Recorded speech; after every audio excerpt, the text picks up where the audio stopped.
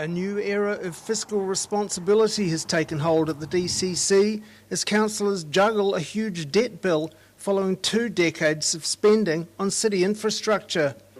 Brought in to put in place a sea change at the local authority, Chief Executive Paul Orders has provided a draft rate increase of less than the 4% the council ordered for the year.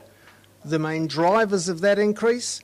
Projects like the Tahuna Sewage Treatment Plant, the Dunedin Centre redevelopment and Toitu. Later this week, the focus will move from staff to councillors as they debate the figures, and they will have some room to move.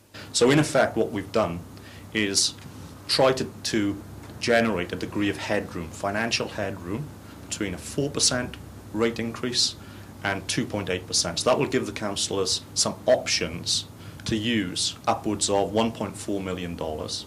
Of course, to get that $1.4 million, there had to be losers. One of the issues, for example, is that we'll be taking around $1 million out of our staffing budgets.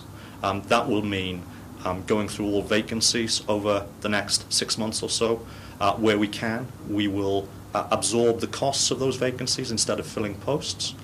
Orders accepted that effectively meant a sinking lid policy for council staff, and plans for some spending, swimming pool upgrades for instance, have been dumped. But the result in part is that council debt has slowly begun to decrease.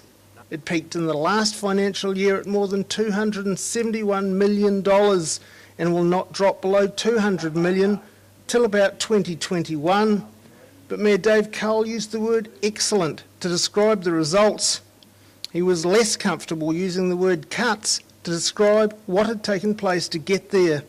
I think you'd have to describe them mostly as efficiencies rather than cuts, because you'll note that there are no cuts or no significant cuts to service.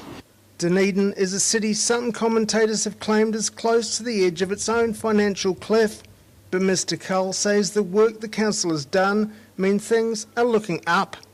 Where that's got us is in a much more comfortable, I wouldn't say it's completely comfortable, but a much safer position than we would have been if we hadn't taken those measures. The council begins workshops this week which will help decide where, between 2.8 and 4%, the rates rise ends up.